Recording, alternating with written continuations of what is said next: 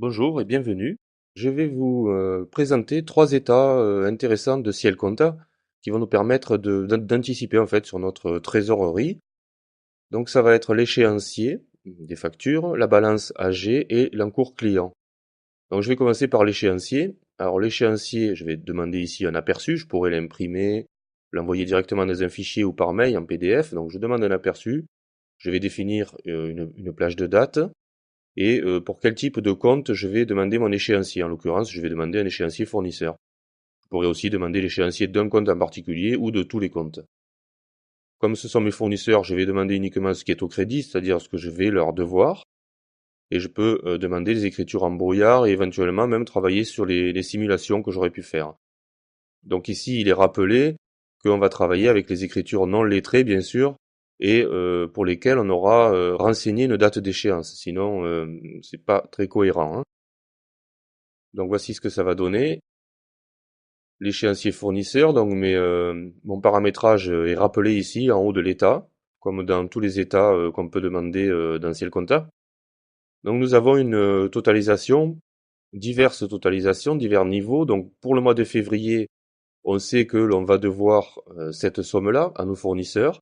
On a ici chaque ligne avec la date d'échéance de la facture, le total des échéances de ce jour-là. En l'occurrence, là, je n'en ai qu'une par date, mais je pourrais en avoir très bien, je pourrais en avoir plusieurs pour le 2 février. Ensuite, j'ai l'échéance du 17 février avec la totalisation pour le 17 février, etc. Donc une totalisation au mois, février, mars, et un total général. Donc je sais que à ce jour, si on imagine que nous sommes par exemple le 1er janvier 2009, eh bien je sais que si j'examine les échéances à venir, je vais devoir cette somme-là à la date du 30 mars, avec des échéances intermédiaires donc en février et en mars. Voici donc pour l'échéancier. Je vais passer maintenant sur la balance AG. Là aussi, la balance AG va me permettre d'avoir un état dans le temps de mes échéances factures, donc client ou fournisseur. Alors je peux la demander à partir d'une certaine date ou bien pour différents intervalles, pour 4 intervalles différents à partir d'une date de référence. Donc je vais demander à partir du 1er janvier ma balance AG pour les 4 mois qui suivent. Je vais la demander pour les comptes clients. Je vais la demander par date d'échéance. On pourrait la demander par date d'écriture aussi, ce qui inverserait le sens de la balance en fait. Donc par date d'échéance et puis écriture en brouillard ou en simulation. Donc je vais laisser mes écritures en brouillard. Là aussi, bien sûr, ça ne concernera que les écritures non lettrées. Voici donc ma balance AG. Donc j'ai ici mes 4 périodes. Je peux également avoir une indication sur ce qui va se passer au-delà de ces 4 périodes et je sais que j'ai ces deux clients-là qui vont me devoir ces sommes-là dans ces périodes-là. Donc là aussi, ça peut me permettre d'anticiper sur ma trésorerie.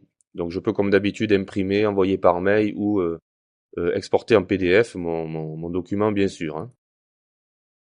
Et pour terminer, nous avons l'encours client, c'est-à-dire que ça va répondre à la question combien on me doit aujourd'hui. Donc je demande un aperçu, je vais demander mon encours client pour une période de date. Je vais prendre tous les comptes clients, je pourrais demander une série de comptes ou une série de racines. J'ai ici quelques critères supplémentaires. Je vais uniquement, si je veux, demander les clients ayant dépassé leur encours autorisé. Alors ça se paramètre pour mémoire dans la fiche, dans le compte comptable de chaque client. On peut déclarer un encours autorisé maximum pour ce client-là. Donc là, je vais considérer que je demande tous les clients qui sont en dépassement et je vais inclure les clients ayant un encours autorisé nul. Donc comme ça, je vais vraiment considérer tous les clients qui me doivent de l'argent.